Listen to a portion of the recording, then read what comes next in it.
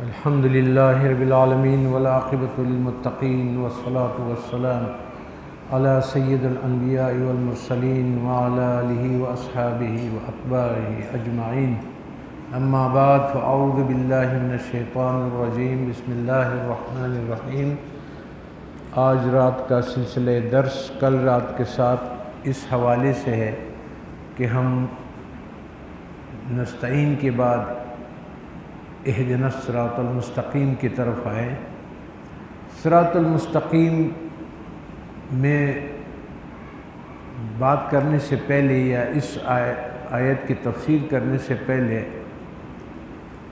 جس طرح ہر درس سے پہلے میں آپ سے یہی عرض کرتا ہوں کہ کچھ چیزیں ہمیں اس درس کو مقام کو سمجھنے سے پہلے ہمیں کچھ چیزیں ایسی ہے کہ اس کو درس سے پہلے، اس بات کو کرنے سے پہلے اگر ہم کچھ چیزیں سمجھ جائے تو ہم اس اگلے والی بات کے مقصد اور اس کے معنویت اور اس کی حقیقت تک بہت اچھی طرح سے پہنچ سکتے ہیں۔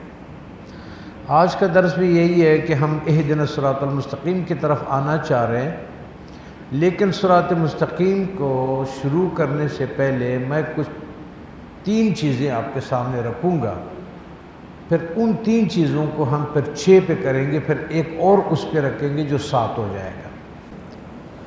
تو عرض یہ کر رہا تھا میں کہ میں آج آپ کو 3 چیزیں بتاتا ہوں اور اس کے بعد پھر ان 3 چیزوں کو ہم لے جائیں گے 7 چیزوں پہ، جو کہ اہدنا الصراط المستقیم سے پہلے ہمیں وہ چیزیں سمجھنا اس لیے ضروری ہے کہ وہ 7 چیزیں سمجھنے کے لیے ہمیں پچھلا جو ہم سارے دروس ہمارے گزرے ہیں، جتنے درس ہمارے گزرے ہیں وہ بھی ہے اور آگے بھی ہمارا ہوا ہے۔ میں اس کو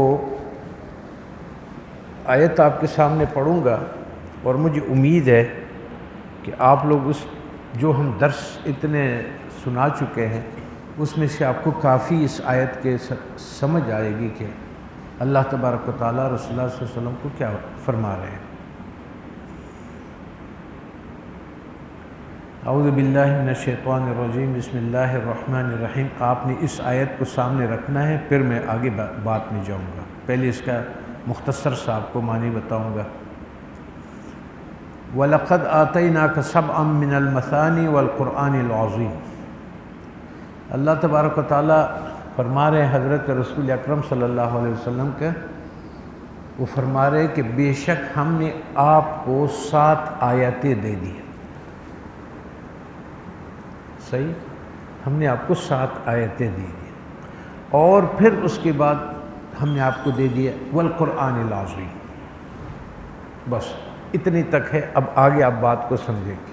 7 آیات دے دیا، آگے کیا فرماتے ہیں کہ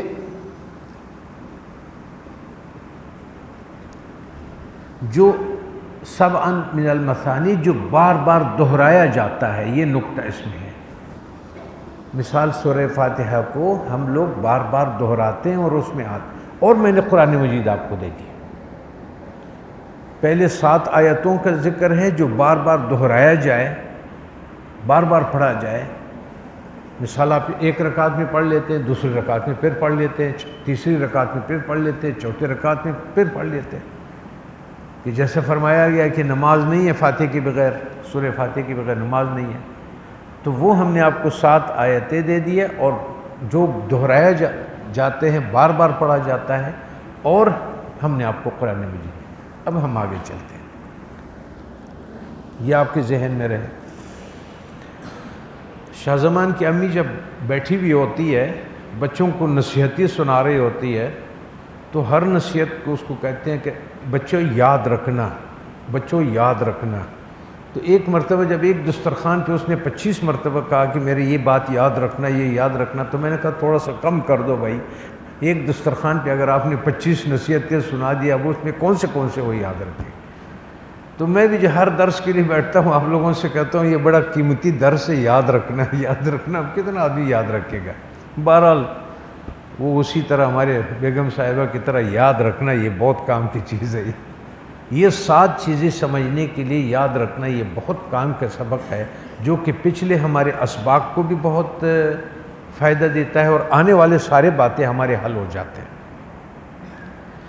اب میں نے آیت آپ کے سامنے تلاوت کی تعارف کے لیے کہ میں نے 7 آیتوں کا تعارف کروایا آپ کو، کہ بار بار دہرایا جاتا ہے، اور پھر یہ فرمایا گیا کہ میں نے آپ کو قرآن دے دیا۔ اب میں آپ کو 7 چیزوں کو وضاحت کرتا ہوں کہ وہ 7 چیزیں کیا ہے جو ہر انسان کا ہر گھر میں کھانا بھی ہوتا ہے استطاعت کے مطابق، پانی بھی ہوتا ہے، زندگی کی ساری چیزیں ہوتی ہیں، اس سے چارہ نہیں ہے۔ نہ وہ پانی کے بغیر رہ سکتا ہے، نہ ہوا کے بغیر رہ سکتا ہے، نہ کھانے کے بغیر رہ سکتا ہے، نہ سونے کے بغیر رہ سکتا ہے، نہ آرام کے بغیر رہ سکتا ہے۔ اس طرح سے یہ 7 چیزیں جو میں آپ سے کہہ رہا ہوں وہ میرے گھر میں بھی ہے، میرے ذات میں بھی ہے، آپ کی ذات میں بھی ہے۔ اس کے بغیر آدمی جیسا سانس کے بغیر نہیں رہ سکتا، اس کے بغیر نہیں رہ سکتا، ان 7 چیزوں کے بغیر بھی نہیں رہ سکتا۔ لیکن آپ یقین مانیں کہ اگر کوئی خاندان اس کو دل کے گہرائیوں سے اس کو سن لینا تو اس کی زندگی کے تمام اس دنیا اور اس دنیا کے خزانے اس کو مل جاتے ہیں۔ اور اگر مجھے جیسے آدمی ہو کہ اس کو سن لیا، ادھر سے سن لیا، ادھر سے نکال دیا، تو پھر تو بات ہی اپنی جگہ پر ہے۔ اب اس سے پہلے میں آپ کو ایک حدیث آپ کے سامنے رکھتا ہوں۔ حضرت انس رضی اللہ تعالیٰ عنہ فرماتے ہیں قال رسول اللہ صلی اللہ علیہ وسلم، ظلم 3 ہے، الظلم ثلاثۃ، 3 ظلم ہے۔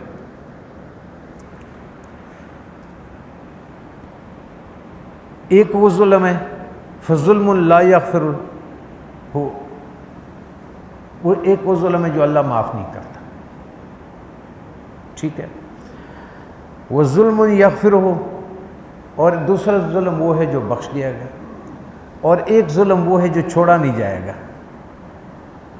3 ظلم ہو گئے۔ اچھا، اب اس کے آگے کیا فرما رہے ہیں؟ فَالظُّلْمُ الَّذِي لَا يَغْفِرُ اللَّهُ فَالشِّرْكُ، وہ شرک ہے، کفر شرک ہے کہ جو آپ نے اللہ تعالیٰ تبارک و تعالیٰ کے ساتھ شرک کر لیے تو اللہ تعالیٰ شرک کو کبھی معاف نہیں کرے گا۔ دوسرا ظلم جو جو انسان کرتا ہے وہ ہے آپ کا وہ ظلم جو اس نے اپنے اوپر کیا ہوا ہے، گناہوں سے، خطاؤں سے اور ان سے، تو یہ معاف کر دیا جائے گا۔ آپ کی خطا ہے، لغزش ہے، کوتاہی ہے، آپ نے اس کا توبہ کر لیا، وہ کر لیا تو آپ کا سیدھا۔ اور ایک وہ ظلم ہے جو چھوڑا نہیں جائے گا، فظلم العباد، وہ لوگ جو دوسروں پہ ظلم کریں وہ معاف نہیں ہوگا، اس کو نہیں چھوڑا جائے گا جب تک وہ آدمی آپ کو معاف نہ کرے۔ اللہ تعالیٰ بھی اس کو معاف نہیں کرتا، آپ خود بھی نہ معاف نہیں کر سکتا ہے، وہ چلا جاتا ہے آدمی کے دائرے میں کہ وہ آپ کو۔ اب ہم اس 3 کو سمجھنے کی کوشش کریں گے سورہ فاتحہ کے حوالے سے، صحیح؟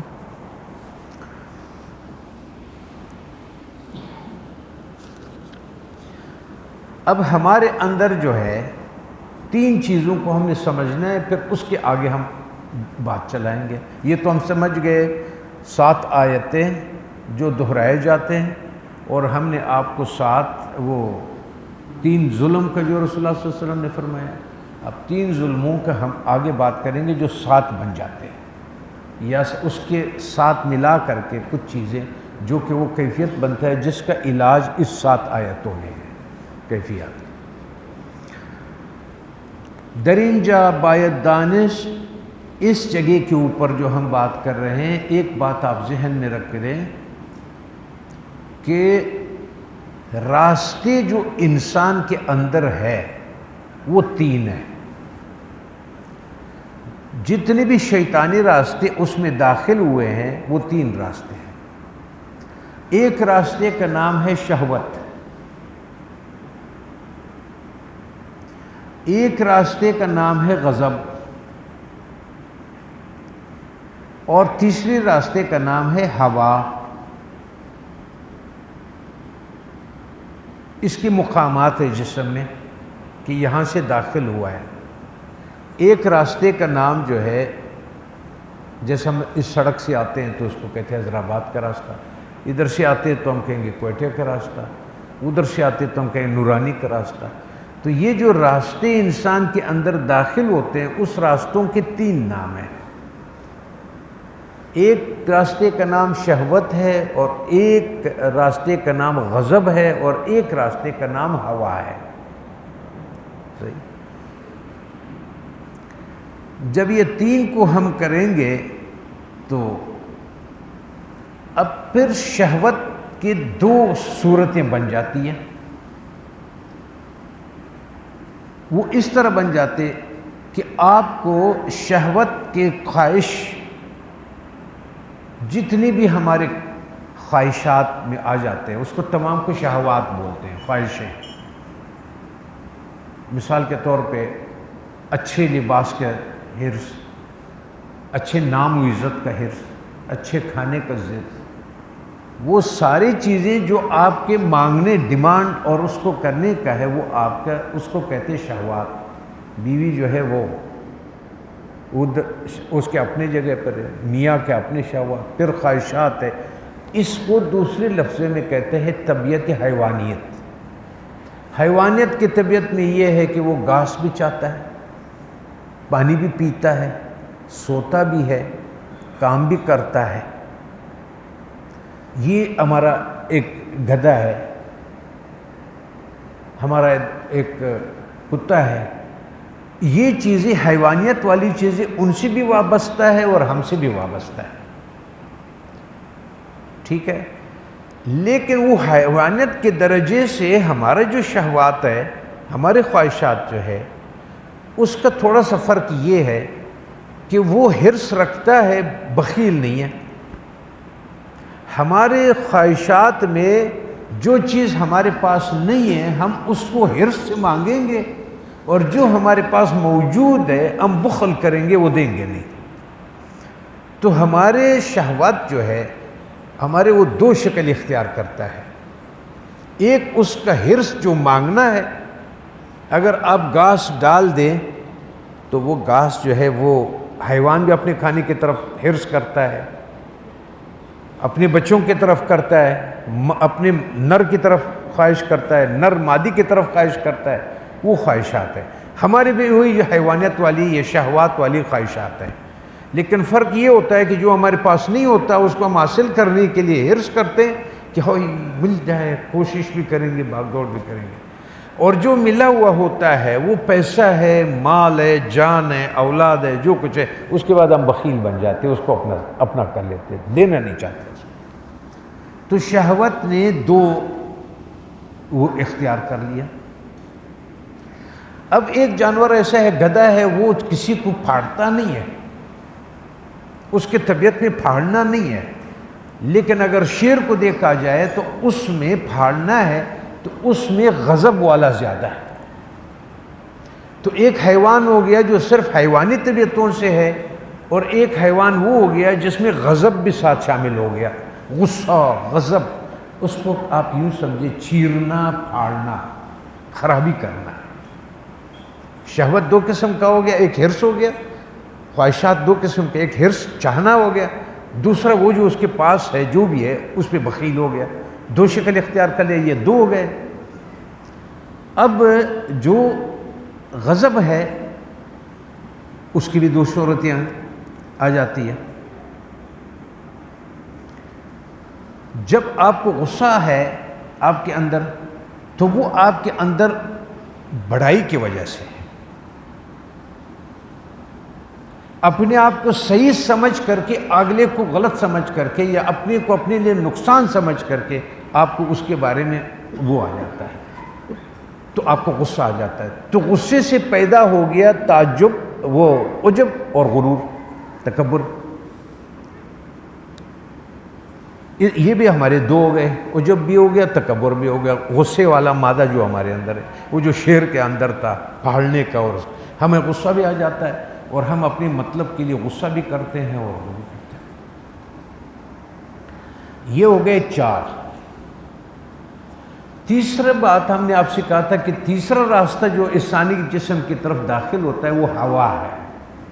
اس کی ہوا، اس کی بھی 2 صورتیں. وہ ہے اس کا ہوا میں کفر اور بدعت، جو رسول اللہ صلی اللہ علیہ وسلم نے فرمایا کہ ظلم 3 قسم کے ہیں۔ ایک ظلم وہ ہے کہ جو معاف نہیں ہوتا، وہ کفر ہے اور بدعات ہے کہ آپ نے دین میں اپنی مرضی کی چیزوں کو داخل کیا ہوا ہے، آپ ہے دین میں لیکن آپ نے ان چیزوں کو داخل کیا ہوا ہے، ٹھیک ہے؟ تو یہ 6 ہو گئے۔ جب یہ سارے 6 چیزیں ایک انسان کے اندر وہ دے دیتا ہے نا، بچے سارے مکمل ہو جاتا ہے۔ مثال آپ کے گھر میں کمرہ بنا رہے، دروازے بھی ہو گئے، ساری چیزیں ہو گئے، اس کے بعد آپ نے اس کو ایک آخری فرش ڈالنا ہے، تو آخری چیز جو اس مکمل آدمی کا جو سارے راستے اس کے مکمل ہو گئے، غضب نے بھی بچہ دے دیا، حرص نے بھی بخل پیدا کر لیا۔ ایک آدمی یا بکس میں پیسے رکھتا ہے، اللہ تعالیٰ فرماتے ہیں کہ فَعَدَّدَ وَيْلٌ لِكُلِّ هُمَزَةٍ الَّذِي جَمَعَ مَالَهُ ثُمَّ عَدَدَ، اس کا دل پہلے وہ حرص کرتا ہے، اس کو جمع کرتا ہے، پھر اس کو گنتی کرتا ہے کہ اب کتنے پہنچے اور میں نے کتنا پہنچانا ہے۔ تو وہ حرص بھی آ گیا، بخل بھی آ گیا، وہ کہتا ہے کیا سمجھتا ہے یہ جو پیسے یہ گنتا ہے بخیلی میں اس نے رکھے ہوئے ہیں، یہ آگ کے ستون ہے جو ہم اس کو جلائیں گے، کیونکہ اس نے حرص کیا پھر بخل کیا۔ تو 2 چیزیں ہو گئے۔ پھر ہوا نے جب بچہ دے دیا تو وہ شرک اور اس کا ہو گیا۔ جب یہ ساری چیزیں میسر ہو جاتی ہے تو اب آپ نے دانہ ڈالنا ہے اس کے اوپر، زمین آپ نے پانی بھی دے دیا، نرم بھی کر دیا، سب کچھ کر دیا، اب آپ نے بیج ڈالنا ہے، اب آخری بیج اس میں آ جائے گا، صحیح؟ وہ جب یہ تمام اخلاق آپ کے برے اخلاق اکٹھے ہو جائے، اس کے بعد اس کے سر پہ آئے گا، اس کو کہے گا حسد، یہ پہنچ جائے گا اس کا مقام حسد تک۔ اچھا یہ مہربانی کرنا، یہ آپ لوگ یہ نہیں سمجھنے کہ میں نے یہ باتیں بنائی ہیں، میں آپ لوگوں کو اس کے حوالے کے ساتھ، یہ شاہ عبدالعزیز محدث دہلوی رحمۃ اللہ تعالیٰ علیہ کے کتاب کا میں آپ کو بتا رہا ہوں، کیونکہ میرے باتیں ہمارے بچوں کے لیے ایسے ہو گئے جیسے میں نے آپ سے کہا نا یاد رکھنا، بچے ہو کہتے کون سی بات ہم یاد رکھیں۔ یہ مفسرین اور ان کا کمالات کا میں ان کے حوالے سے آپ سے بات کر رہا ہوں۔ تو اخلاق ذمیمہ وہ آن رہا حسد گوین، پھر آخری جو اس حسد میں گرفتار ہو جاتا ہے تو حکمائے حکمت ایمانی، ایک تو ہمارے جسم کے حکیم ہے نا، طبیب ہے، ڈاکٹر ہے جو جسمانی، ایک ہمارے ایمان کے ڈاکٹر ہے۔ تو فرما رہے جو ایمانی حکمت والے طبیب نے فرمایا ہے کہ مرتبہ حسد در اخلاق ذمیمہ مثل مرتبہ شیطان در اشخاص ملعونات، جب یہ حسد تک پہنچ جاتا ہے تو جو مقام شیطانیت تھا جس نے آدم علیہ السلام کے ساتھ حسد کیا، یہ آدمی مکمل طور پہ وہ شیطانیت کے مقام پر فائز ہو جاتا ہے، مکمل ہو گیا وہ، ایک شیطان ملعون جس پر لعنت کیا گیا ہے وہ شیطان ہوتا ہے۔ ہم گھوم رہے ہیں، ادھر ہی کھا رہے ہیں پی رہے ہیں، لیکن وہ شیطانیت کے اس مقام پر وہ فائز ہے، مکمل طور پہ وہ ہے، صحیح ہے؟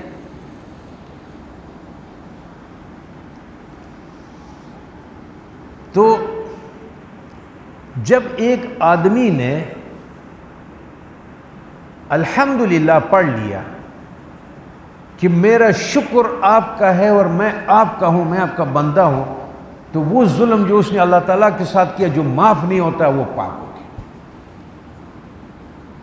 صحیح ہے؟ اس کے بعد جو اس کو بہت زیادہ حرص تھا اور ہر کام کو اس سے سمجھ رہا تھا، اس سے سمجھ رہا تھا، اس سے سمجھ رہا تھا، انہوں نے اپنے آپ کو بھی پہچان لیا، نفس کو بھی پہچان لیا رب العالمین کے کہ یہ رب نے بنائے ہوئے نظام ہے، چل رہا ہے، مجھ سے پہلے بھی چل رہا تھا، اس کے بعد بھی چل رہا ہے اور سب کچھ ہو گیا۔ تو آپ نے جب رب العالمین کہہ دیا تو اس سے آپ ہو گیا۔ جب آپ پہ صفات ارحم الراحمین جلوہ افروز ہو گیا تو نہ آپ چیرنے کا، پاڑنے کا، غصے کا، گالیوں کا، غصوں کا جو 24 گھنٹے اس میں رہتا ہے، جیسے میں اس دن بات کر رہا تھا کہ سوچ بھی ایسے ہے جیسا کھانا، جیسا آدمی نوالا کھاتا ہے آہستہ آہستہ چباتا ہے تو ہضم ہوتا ہے نا، تو پیٹ بھرنے میں اور طبیعت بھرنے میں۔ میں کبھی کبھی سوچتا ہوں کہ جو ایک ٹیبل پہ ساس اور بہو بیٹھے ہوئے اور دونوں ناراض ہوں، تو آپ دونوں کے انداز کھانے کو دیکھیں، نہ وہ چباتے ہیں غصے سے، نہ اس کو یہ سمجھ آتی ہے کہ وہ، کیونکہ اس کی کیفیت غصے کی ہے، تو جس وقت وہ کھانا کھا رہا ہوتا ہے وہ 2 دفعہ بھی نہیں چباتے، ڈال رہے ہوتے ہیں، اور اس کو ساتھ ساتھ میں وہ جو اپنے اس باڈی لینگویج اور اس میں جو اس کی کیفیات ہوتے ہیں، جب آپ غصے میں وہ آدمی ہوتا ہے اور اس کے بعد جو آدمی اس حالت میں نماز پڑھتا ہے، اس حالت میں وہ سوتا ہے، اس حالت میں وہ سارا۔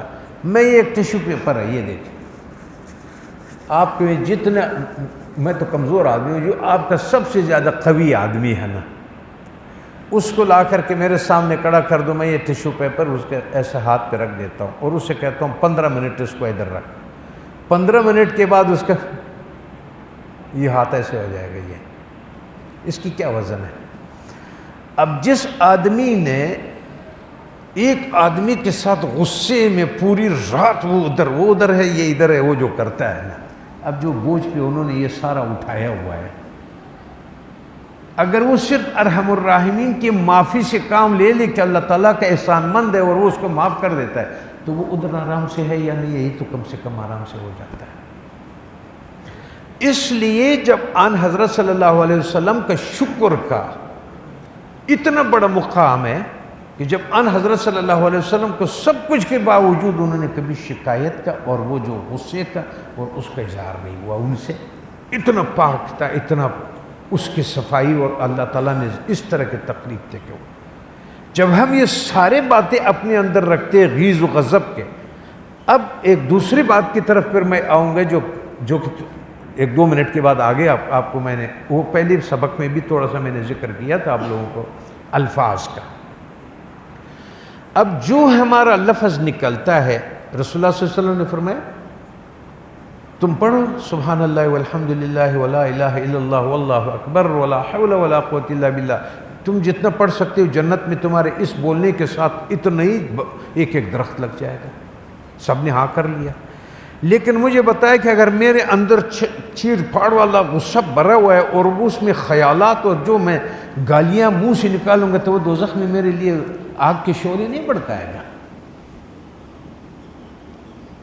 جب تک تزکیہ نفس اور تصفیہ قلب، میرے قلب کی بیماری کس کو کہتے ہیں آپ؟ اسی غصے کو اور اس شہوت کو اور اس بخل کو کہیں گے، پھر اس غضب کے 2 حصوں کو کہیں گے جس میں تکبر اور وہ آ گیا، اور تیسرا ہواج، اس کے بعد اس کو آپ نے صاف کر لیا، شرک کو جو نہ معاف ہونے والا تھا۔ اور جب آپ نے ایاک مالک یوم الدین کو پڑھ لیا اور آپ نے یہ دیکھ لیا کہ یار میں نے تو آگے پیش ہونا ہے اور میں نے اپنا جواب دینا ہے نا جی، تو آپ نے وہ جو ارحم الراحمین ہے اس کا راستہ ڈھونڈا، اور ایاک نعبد میں اپنی حیثیت پہچان لیا کہ نہیں چھوڑو اس کو، میں نے جو جواب دینا ہے میں نے اس کا کیا کرنا ہے۔ مالک یوم الدین جب آپ نے تیسرا پڑھ لیا تو اس آپ کے ان 2 چیزوں کو اس نے علاج کر دیا۔ اب لازمی بات ہے جب آپ نے ان چیزوں کا علاج کر لیا، اس کے بعد جو آپ کے اندر جو وہ 3 چیزوں میں سے 6 چیزوں کا علاج ہو گیا، 7واں جو حسد بچ گیا تھا نا، پورا جو شیطانیت پہ وہ قائم ہو گیا تھا، تو اس کا علاج اللہ تبارک و تعالیٰ نے عبادت اور استعانت رسول اللہ صلی اللہ علیہ وسلم کے تعلق کے ساتھ اس کو پاک کر دیا۔ اخلاص آ گیا، خالص ہو گیا وہ اللہ تعالیٰ کے لیے۔ جب وہ اللہ تعالیٰ کے لیے خالص ہو گیا تو اللہ تعالیٰ نے اس کی صفائی نا اخلاص سے اور رسول اللہ صلی اللہ علیہ وسلم کے تعلق سے کر دی۔ تو جب اللہ آن کے اللہ را شناخت شیطان را ہوا ازو گریخت، جس نے معرفت خداوندی حاصل کر لیا الحمدللہ میں، شیطان نے تو ادھر سے اپنا بستر اٹھانا ہے، کیونکہ شرک تو کر نہیں سکتا ہے، وہ ہوا کا راستہ بند ہو گیا۔ ہر کے رحمانیت اور دریافت، جس نے اس کی رحمانیت کو اپنے اندر پا لیا وہ غضب اور غصے سے پاک ہو گیا۔ صحیح ہے، وہ ہر کے رحمیت را بخود دید وہ نخواہت داشت کہ بر نفس خود ظلم کند، جس نے رحیم اور مالک یوم الدین کے مقام کو دیکھ لیا کہ میں نے مالک یوم الدین فیصلہ والا اس کے پاس میں نے پیش ہونا ہے، کیا وہ اپنے اوپر نفس پہ ظلم کرے گا؟ جو کہا وہ ایک ظلم ہے جو وہ اپنے نفس پہ کرتا ہے، اس ظلم سے بھی وہ خلاص ہو گیا. صحیح. وَبَأَفْعَالِ بَهِمَ وَچُن الحمدللہ گفت مرتبہ شکر حاصل نمود قناعت آمد. جب اس نے شکر کر لیا، بندگی اختیار کر لیا تو قناعت آ گیا. بموجود نصیب اوشر، اتنا الحمد والا آدمی، شکر والا آدمی ایسے قناعت میں چلا جاتا ہے کہ جو رب العزت اس کو دیتا ہے وہ اس پہ راضی ہوتا ہے اور خوش ہوتا ہے. اگلا قدم جو دو حرص اور بخل تھے دونوں سے اس کی جان چھوٹ جاتی ہے. صحیح ہے.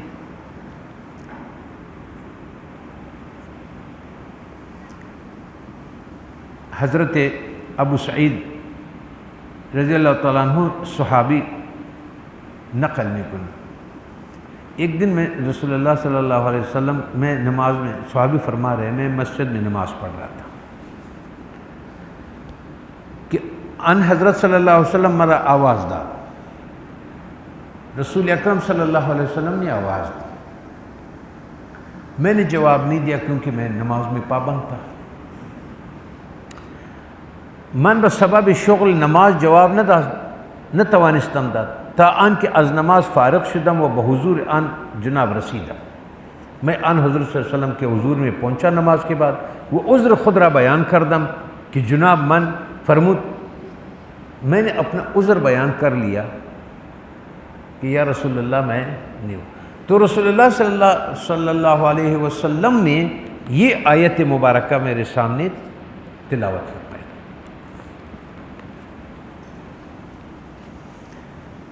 اس کا سورہ فاتحہ کے ساتھ کتنا تعلق ہے؟ پہلے تو یہ نصیحت فرمائی یہ آیت پر، وَلَوْ عَلِمَ اللَّهُ فِيهِمْ خَيْرًا أَسْمَعَهُمْ.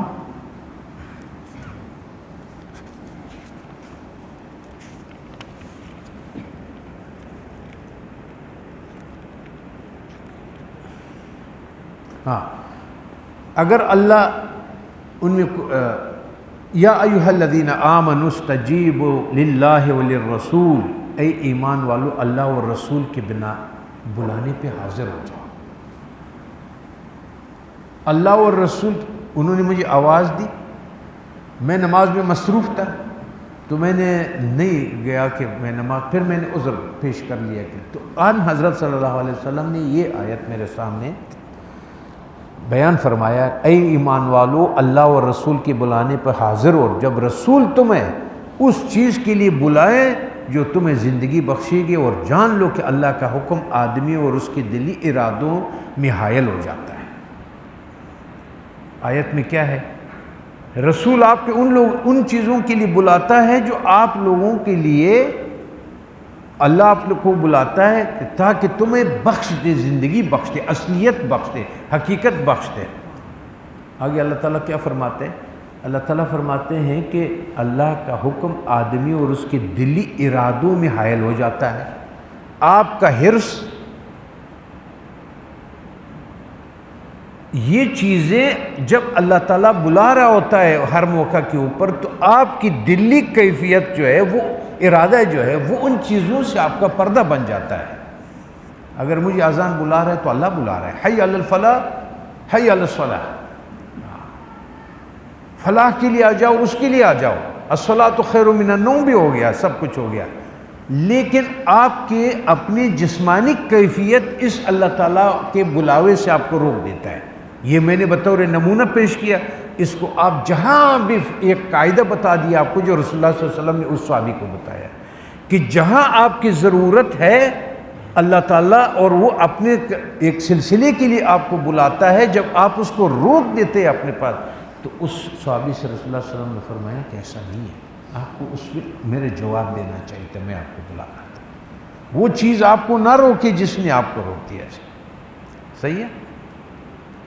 تو فرمایا اللہ تعالیٰ نے ان اللہ یحول، جب اللہ تعالیٰ آپ کو بلاتا ہے تو آدمی کا جو اس کا ارادے ہے، اس کے دلوں میں جو کیفیات ہے، ان 6 میں سے جو ہے وہ 6 میں سے کوئی چیز نہ آپ کو اسے روک دیتا ہے اللہ کے اس حکم تک پہنچنے کی. صحیح حائل ہو جاتا ہے، یہ تمہیں اس کی طرف اٹھنا ہے.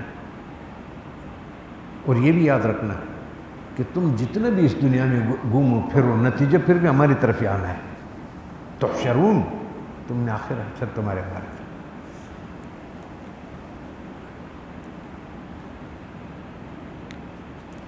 یہ ان حضرت صلی اللہ علیہ وسلم نے فرمایا.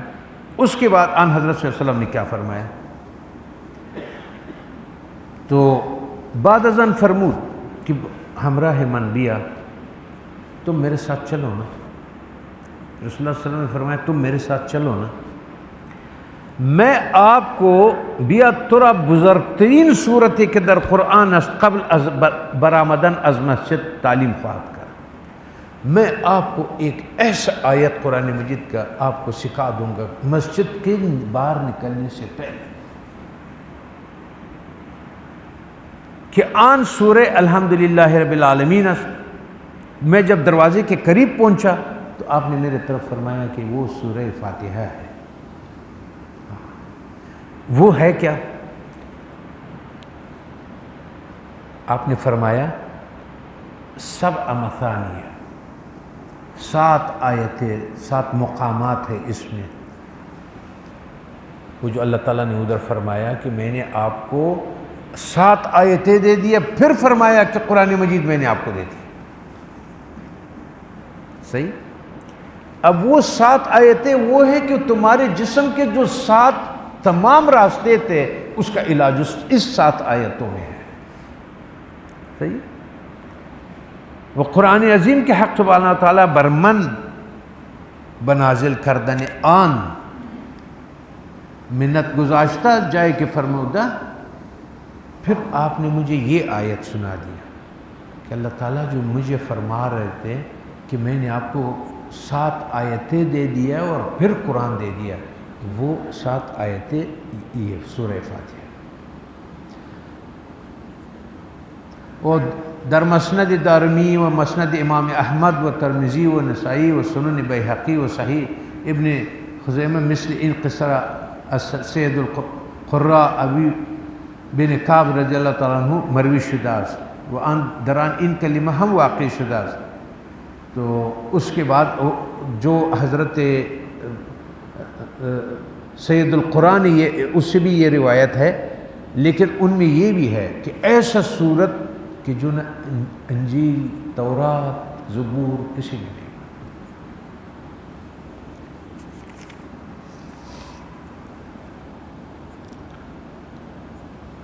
حضرت رسول اللہ صلی اللہ علیہ وسلم نے فرمایا کہ 4 چیزیں، 4 خزانے اللہ تبارک و تعالیٰ نے مجھے ایسے دیے ہیں جو کسی کو نہیں دیا. فرمود اندر 4 چیز از گنج عرش و من دادا ان بہیچ چیز سوائے ان 4 ازان گنج بکا سے نہ رسیدہ. وہ 4 مجھے خزانے اللہ تبارک و تعالیٰ نے دیے ہے کہ جو میرے علاوہ کسی کو نہیں آتا ہوا. ام الکتاب و آیت الکرسی و خاتمہ سورہ بقرہ و سورہ کوثر. الحمدللہ سورہ بقرہ کے آخری آیت اور آیت الکرسی اور آخر آمن الرسول بما انزل الیہ من ربہ والمؤمنون کل آمن. یہ خزانہ کوثر انا اعطیناک الکوثر اور آیت الکرسی اور سورہ فاتحہ، یہ 4 وہ خزانے مجھے دیا گیا ہے کہ جو فرمود کہ فاتحہ کتاب کفایت میں کند از آنچہ ہی چیز از قرآن کفایت نہ میں کند. آپ کو اتنا ہر چیز آپ کا پورا کر دیتا ہے سورہ فاتحہ کہ جس طرف تمام قرآن مجید اس چیز کو فرماتے ہیں. اگر فاتحہ کتاب را در یک پلے ترازو نہن، اگر ترازو میں رکھ دیا جائے، ایک طرف سورہ فاتحہ رکھ دیا جائے اور ایک طرف قرآن مجید رکھ دیا جائے، تمام قرآن در پلے دیگر البتہ فاتح الکتاب 7 قرآن آیا، 7 مرتبہ اس کے برابر آئے گا جو قرآن مجید، اس لیے کہا مثانی وقت قرآن کو کر دیا کہ آپ کو قرآن وہ 7 آیتیں دے دیا اور وہ دے دیا، کیونکہ وہ تمام کیفیات جو آپ کے اس جسم میں اور اس بدن میں ہے، اس میں جو اس نستعین میں جو بات ہوئی، جو ایاک نعبد میں جو بات ہوئی، وہ جو مالک یوم الدین میں جو بات ہوئی، جو کچھ جیسے میں نے کہا کھانا آپ کے گھر میں ہے، روٹی ہے، پانی ہے، جو کچھ جو آپ کے جسم میں جو چیزیں آپ کا چارہ نہیں ہے، اور اس کے بعد جب آپ قبر کی طرف جائیں گے، جب آخرت کی طرف جائیں گے، جب اٹھنے کی طرف جائیں گے، حشرگاہ کی طرف جائیں گے، حساب کتاب کی طرف جائیں گے، جب آپ اس کا دیدار تک پہنچیں گے، کوئی ایسا مقام نہیں ہے جس کا تمام کمالات اللہ تبارک و تعالیٰ نے اس میں نہیں رکھا۔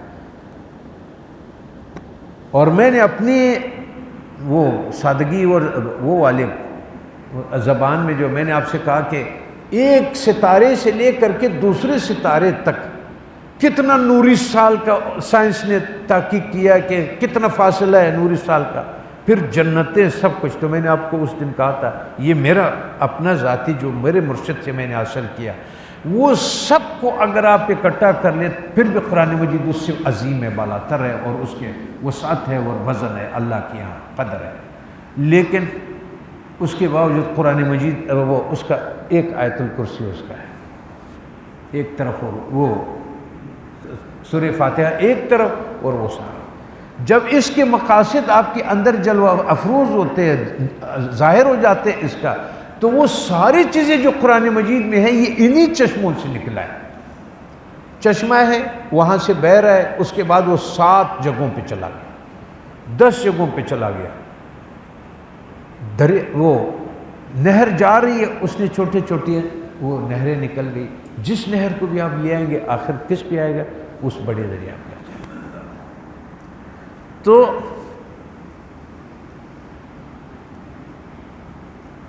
ابو عبید در فضائل قرآن از حضرت حسن بصری روایت میں کنت کی ان حضرت صلی اللہ علیہ وسلم فرمود ہر کی فاتح الکتاب را بخواند گویا تورات، انجیل، زبور، فرقان را خواند۔ اگر کسی نے یہ سورت پڑھ لیا جیسے اس نے پورا زبور اور انجیل سارے کتابیں جو دوسرے سب پڑھ لی، اتنا یہ جامع المقاصد ہے اس کا۔ اب یہاں پہ میں نے اس دن آپ سے کہا تھا ایک بات، میں نے اس میں تھوڑی سی شروع کی تھی لیکن آپ کو اس کو ذرا میں نے کہا تھا کہ صرف ہم نے نمونے رکھ دیا، بعد میں تفصیل سے۔ ایک میں نے آپ سے یہ بات کی تھی کہ ہر لفظ جو ہے، ہر لفظ کا اللہ تبارک و تعالیٰ کے یہاں اس کا ایک وجود جو بنایا ہے، الف، با، تا، ثا، جیم، ہا، خا، جو بھی اللہ تبارک و تعالیٰ نے یہ لفظ بنایا ہوا ہے اور قرآن میں رکھا ہے، اس لیے ہر لفظ کا اتنا اہمیت ہے قرآن مجید کا ہر لفظ کا کہ اس کو اگر آپ نے ایک لفظ پڑھ لیا تو 30 درجے ثواب آپ کو مل جائیں گے۔ میں جملے کی بات نہیں کر رہا ہوں، صرف ایک کی بات کر رہا ہوں۔ اگر آپ نے یہ کہہ دیا الف لام میم تو الف لام تو آپ کو 90 مل گئے۔ یہ تو میں نے ایک ثواب کی حیثیت سے اس دن بات کی تھی تھوڑا۔ دوسرا آپ سے یہ کہا تھا کہ اس لفظوں کی یہاں جب ہم اس کو جوڑتے ہیں ہمارے پاس کوئی مطلب آ جاتا ہے۔ اللہ کے یہاں ہر لفظ کا بھی الگ ایک لطیفہ ہے، ایک دائرہ ہے جو انہوں نے بنایا ہوا ہے، ٹھیک ہے۔ اب مثال کے طور پہ اب ہمارے بہت سارے اس طرح کے آخری صورتوں میں آتا ہے کہ اس کا آخری یا نون آئے گا یا میم آئے گا، یاسین والقرآن الحکیم انک لمن المرسلین اللہ صراط مستقیم، اس طرح۔ پھر آگے جس طرح آج کل ہم صورتیں پڑھ رہے ہیں کہ کسی میں آخر میں سارا کا سارا نون آتا ہے، اسی طرح حروف مقطعات جو ہوتے ہیں نا، اب مثال کے طور پہ آپ کہتے ہیں کہ اللہ تبارک و تعالیٰ احد، جب آپ یہ کہتے ہیں کہ احد تو اس میں جو الفاظ رکھ دیا گیا ہے اللہ تعالیٰ کے یہاں علم مقطعات اور جو ہمارے قطب عالم سے ہم نے بہت تھوڑے سے جو قطرہ یا ایک ذرہ سا حاصل ہے، اس کو آپ اس طرح سے کہیں، میں اس کی کچھ باتیں جو پورا تو آدمی نہیں بتا سکتا، اس کے کچھ اشارے مثال آپ کو دے دوں گا۔ اب اس کے کتنا بڑا مطلب ہوتا ہے۔ اب مثال آپ نے احد پڑھ لیا جیسا ہم یہ کہہ رہے ہیں، الف جب آپ کے سامنے رکھوں گا تو اس کو آپ سے کہوں گا یہ کیا ہے، آپ کہیں گے ایک ایک ہے کیوں آیا؟ وہ ایک جو حی ہے، صحیح، جو حی ہے، دال دائمی، وہ جیسا اللہ لا الہ الا هو الحی القیوم، وہ ہے جو ادھر آیا ہوا ہے اپنے مطلب میں کہ وہ زندہ ہے، یہاں صرف اس کا جو ہے وہ تمام کمالات اس کے اندر ہے جو زندگی کے تعبیر کرتا ہے، آپ کو سمجھاتا ہے۔ تو الف ہے دال احد، احد کا یہ ہے علم مقطعات میں کہ آپ جب الف ایک، کون سا ایک؟ جو حی ہے، کون سا حی؟ دائمی۔ اب آپ اندازہ لگائیں، قل هو اللہ احد، آخر میں دال آتا ہے، اللہ الصمد، آخر میں دال آتا ہے، لم یلد ولم یولد ولم یکن لہ کفوا احد۔ اب اس دال کو ایک جگہ پہ، اتنے جگہ پہ لانے پہ، جو فعل جو لام ایسی جگہ پہ استعمال ہوا، مثال کے طور پہ کہ جہاں اللہ تبارک و تعالی، یہ لا جو ہے، لا کا ایک شکل اللہ تعالیٰ کی طرف تلوار کا ہے، لکھنے میں بھی اس کا شکل ہے۔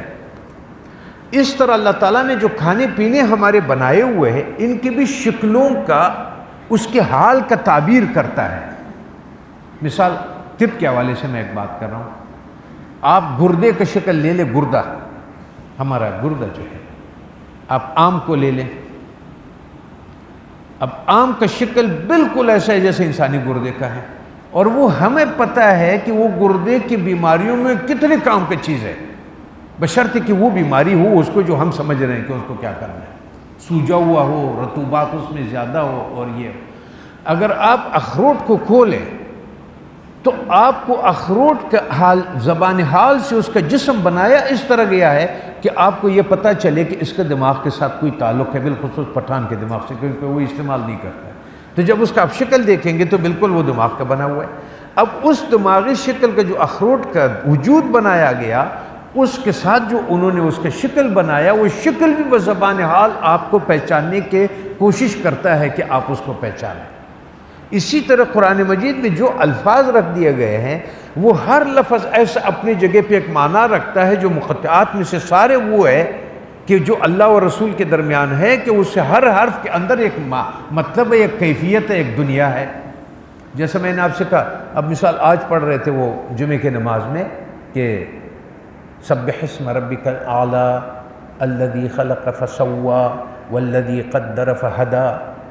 اب جو یہ چھوٹا آتا ہے، تمام ان چیزوں پر آتا ہے جس کا نتیجہ واپس اللہ تعالیٰ کی طرف رجوع کرتا ہو۔ وَالضُّحَىٰ وَاللَّيْلِ إِذَا سَجَىٰ مَا وَدَّعَكَ رَبُّكَ وَمَا قَلَىٰ وَلَلْآخِرَةُ۔ لیکن قرأت کے اس میں آپ اس کے 3 الف کے آپ کھینچتے ہیں نا الف کی طرح، اس کو پورا الف کی طرح نہیں کھینچ سکتے۔ فی الصحف موسیٰ، اس کو آپ زیادہ نہیں کر، لیکن اللہ تعالیٰ کی طرف اس کا۔ اسی طرح لا کا تلوار جو ہے، اب آپ دیکھیں، الم تر کیف فعل ربک باصحاب الفیل الم یجعل کیدہم فی تضلیل وارسل علیہم طیرا ابابیل ترمیہم بحجارۃ من سجیل فجعلہم کعصف مأکول۔ یہ سارے لام وہ ہے جو کہ غضب استعمال ہو گیا، تلوار استعمال ہو گیا، جو کلمے میں لا الہ، لا سے تلوار ہے کہ ہر چیز کا سر کاٹو، اس کو نفی کرو۔ یہاں وہ اللہ کے غضب استعمال ہوا تو یہاں پہ وہ لام آیا جو غضب میں استعمال ہو کے، تلوار استعمال ہو کر کے اس پہ وہ رکا۔ بے تحاشا اس طرح، مثال کے طور پہ میں آپ سے کہوں گا نا، اللہ تعالیٰ کو یہ کہ احد، ابد، ابدن ابدا، الف بے دال، ابدن ابدا، یہ ایک الگ علم ہے۔ لیکن میرا یہاں پہ تھوڑا سا جو مقصد کہنے کا ہے وہ یہ تھا کہ یہ اتنا سورۃ فاتحہ کمال کے ہے کہ اس میں کچھ الفاظ، کچھ حروف نہیں ہے، ثا نہیں آیا، 3 نقطے والا ثا نہیں ہے، قاری صاحبان اس میں جیم نہیں آیا اور خا نہیں آیا، زا نہیں آیا، زا شین نہیں آیا، وضوا نہیں آیا اور فا نہیں آیا۔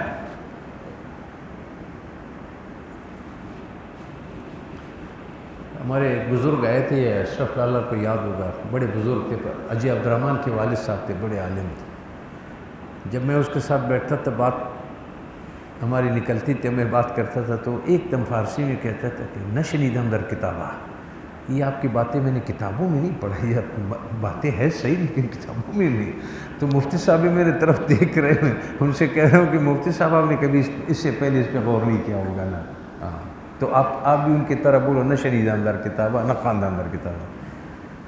تو غور کی بات یہ ہے کہ اس میں ثا نہیں ہے، اس میں جیم نہیں ہے، اور اس میں خا نہیں ہے، زا نہیں ہے، وہ شین نہیں ہے، وہ زوا نہیں ہے اور فا نہیں ہے۔ یہ 7 کیوں؟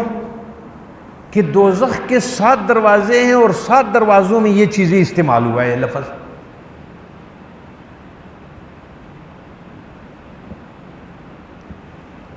میں نے کہا چبانا پڑے گا ذہن کو تھوڑا سا، اس لیے میں نے تھوڑا سا درگمانی میں، جب آپ اس لفظوں کا اگر ادھر پڑھ لیتے تو ہو سکتا ہے کہ آپ کے ذہن اس دوزخ کے دروازوں کی طرف چلا جاتا ہے۔ یہ اتنا پاک ہے اللہ تعالیٰ کے ساتھ کہ آپ کو کوئی لفظ وہ بھی نہیں دیا اس میں ایک ایسا کہ جس میں دوزخ والوں کا۔ اب میں آپ کو اس کا تھوڑا سا تفصیل بتاؤں گا حروف مقطعات کا، کیس میں کہاں کہاں یہ استعمال ہے۔ جب تک وہ پڑھتا ہے تاکہ ایسا نہ ہو کہ اس کو سورہ فاتحہ بخواند جہنم، اگر جیم ہوتا تو سب سے پہلے آپ کا ذہن جہنم کی طرف چلا جاتا۔ وطبقات عن وانواع عذاب عن دخول ابواب عن خلاصی میں حاصل بھی کند۔ اما حرف ثا، اب حرف ثا کا کیا مطلب ہے؟ کیونکہ اللہ تعالیٰ نے قرآن مجید میں کہا کہ یہ کہیں گے کہ اللہ میں موت دے دو، تو جواب آ جائے گا کہ اب ایک مرتبہ موت نہیں مانگا اور تم اب اس کو 100 دفعہ موت مانگو۔ وہ لفظ جو آیا ہے وہ ہے صبورا۔ اس نے کہا اللہ موت دے دو، وہ آگے سے جواب دیا جائے گا کہ اب ایک مرتبہ نہ مانگو، اب 100 مرتبہ مانگو۔ وہ صبور کا لفظ کی وجہ سے اللہ تعالیٰ نے چونکہ ادھر استعمال ہوا ہے اہل دوزخ کے لیے، تو وہ صبورا جو ہے وہ صبور، وہ کہ 100 دفعہ موت مانگو، ابھی تو تم پھنس گئے ہو نا، تو اب کہتے ہیں اللہ میں موت ہی دے دیں، موت نہیں ملے گا، تم مانگتے رہو سب۔ تو صبورا کا لفظ جو آیا اس میں نہیں آیا کیونکہ ادھر استعمال ہوا ہے۔ اب میم استعمال ہوا ہے محبوب کے لیے، ٹھیک ہے، جیسا محمد مکمل طور پر یہ محبوب ہے، حیات میں بھی موت میں بھی، جو دائمی ہے۔ جیسے میں نے آپ سے اس دن بھی عرض کیا تھا کہ آپ یہ کہہ دو کہ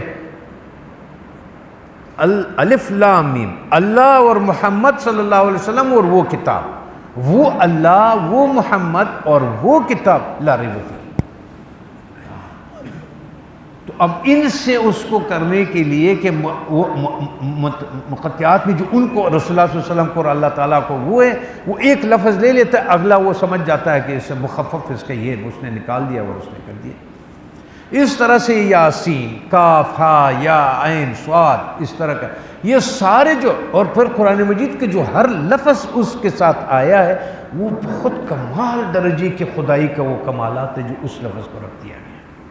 صحیح ہے، تو اس لیے سے نہیں آیا، وعدو صبورا کثیرہ، وہ جیم یاد ازنار جہنم و حجیم میں دہر۔ جیم جب آپ یاد کرتے ہیں تو آپ کو، اور جنت میں جیم اس لیے استعمال ہوا کہ اہل دوزخ میں سے بہت سارے گناہگار واپس ادھر آئیں گے، تو اس کو اگر جیم یاد آ جاتا ہے تو وہ ایسے رحم والے لوگ ہوں گے جو اس کے بعد بھی ادھر آئے گا۔ اگر یہ سوال کرتا ہے، ہم سے یہ سوال ہوا تھا اس میں جب ہم اپنے مرشد سے یہ سیکھ رہے تھے، تو یہ سوال ہوا تھا تو پھر یہ جواب دیا کہ اس کو تو وخا خا کیوں نہیں آیا، جو کہ کہاں استعمال ہوا ہے کہ اس میں نہیں آیا؟ اشارت بخیر ورسوائی است کہ دوزخیان رہتا ابد لازم خواہد بھی، تو اس کو دوزخیوں کو چونکہ خرابی اور بربادی اور رسوائی ہے جو ابد تک ہے، تو پھر اس کا خواہ نہیں آیا سورہ فاتحہ۔ ربنا انک من تدخل النار فقد، وہ اس میں آ گیا کہ جب تمہیں اس کو داخل کر دیا جنت میں تو وہ نقصان میں چلا گیا، اخزیت۔ آیت میں ہے وزا کیوں نہیں آیا اس کا؟ وزا اشارت بزفیر کہ در نغمہ دوزخیان است، تو اشارت بزقوم، وہاں جو کھانے رکھے ہوئے ان کا جو نغمہ رکھا گیا ہے، اللہ تعالیٰ نے زفیر کہا قرآن مجید۔ یہ وہ کھانا ہے جو کھاتے ہیں نہ نگل سکتے نہ اس کو کر سکتے۔ زقوم اور ذخیر، اس نے گندا پانی اور ان چیزوں کا جو نام لیا گیا ہے، جو پی بہ رہا ہوگا کہ یہ پانی پیو، اس کا نام جو رکھا گیا ہے، تو زیر سے آیا تھا کہ اس پاک آیتوں میں ان چیزوں کا کوئی چیز نہیں ہے۔ یہ الفاظ ذرا سوچ سمجھ کے رکھنا، یہ بہت بڑی چیز ہے یہ وہ جو سورہ فاتحہ ہے۔ دوزخیان کہ تو وہ شین بھی نہیں رکھا اس نے، وہ شین اشارت بشہیق لہم فیہا زفیر و شہیق، یہ بھی آیت میں آیا ہوا ہے کہ ہم نے دوزخیوں کے لیے اس طرح کھانا اور یہ رکھا ہوا ہے۔ حرف عمدہ نزا طبقہ ایسا جہنم، اور ایک طبقے کا نام ایسا ہے جس میں زوا کا لفظ استعمال ہوتا ہے، اور فا کا لفظ اس لیے نہیں آیا کہ جب اس میں فراق آتا ہے، جب اس کو کہتے ہیں کہ جاؤ فراق آ گیا، اس میں لفظ تک کوئی ایسا نہیں آیا کہ جس میں اللہ تبارک و تعالیٰ کے ان چیزوں کا ذکر ہو جس میں وہ الفاظ ادھر استعمال ہوئے، کہ جیسے فراق جو ایک سخت چیز ہے، اس میں جو آپ کو الگ کر دیتا ہے۔ سب سے برا مقام جو ہے فراق کا ہے کہ آپ کو دور کر دیا جائے۔ وفا حرف سر فراق است کہ نزد محبان بدترین انواع عذاب است، یہ محبوں کے وہاں پر یہ بدترین لفظ ہے جس میں نفرت بھی نکل آتی ہے، پھر ادھر بھی استعمال ہوا جہنم۔ ونیز اشارہ و فرقت و اختلاف است، فرقت میں بھی یہ لفظ استعمال ہوا، تفرقے میں آپ کیا کہتے ہیں، وہ فرق کر رہا ہے، جدائی میں وہ بھی فی استعمال ہوتا ہے۔ اور اس کے فرقت کے سبب دخول دوزخ است، سارے دوزخیوں نے نفاق کیا تھا، فرق کیا تھا، وہ سب کچھ انہوں نے وہ کیا تھا کہ جو یہاں تک پہنچانے والے سارے الفاظ میں وہ استعمال ہوا ہے۔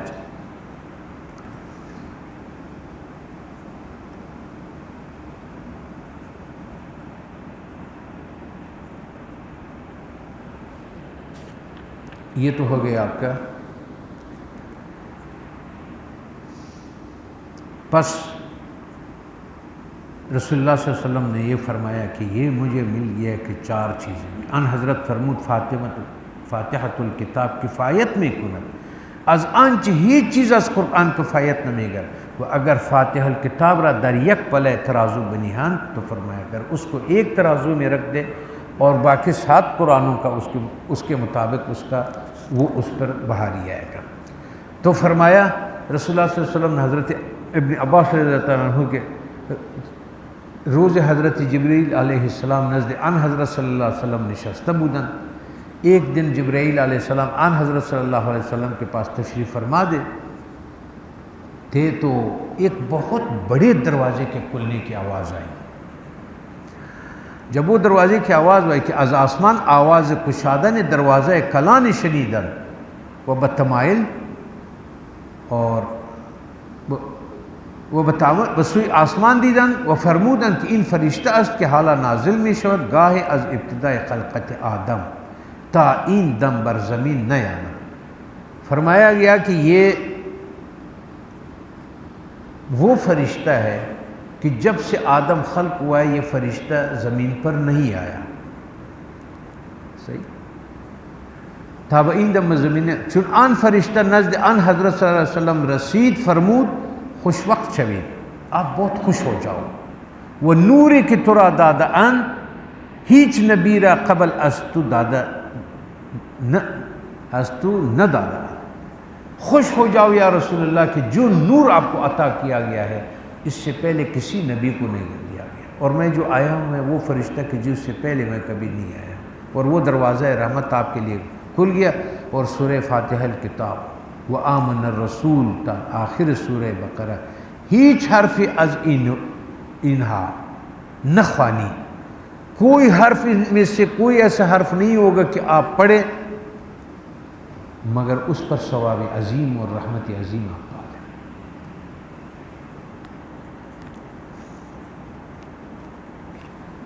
باقی انشاءاللہ کل رات اس پہ بات کریں کہ اہدنا الصراط المستقیم پر. یہ تھا آج وہ سبق جو کہ تھوڑا سا پچھلے سب اسباق سے اور اس اسباق کو ملانے کے لیے بام تھا، اور شان وہ تھا سورہ فاتحہ کے کمالات کا. وآخر دعوانا الحمدللہ رب العالمین الحمدللہ رب العالمین والصلاة والسلام علی رسول محمد وعلی آلہ وصحبہ وسلم. سبحان ربک رب العزت عما یصفون وسلام علی المرسلین والحمد للہ رب العالمین. اللہم انا نسألک العفو والعافیۃ والمعافاۃ الدائمۃ فی الدین والدنیا. ربنا تقبل منا انک انت السمیع العلیم وتب علینا انک انت التواب الرحیم. وصلی اللہ تعالی علی خیر خلقہ ونور عرشہ محمد وعلی آلہ واصحابہ واتباعہ اجمعین آمین ثم آمین.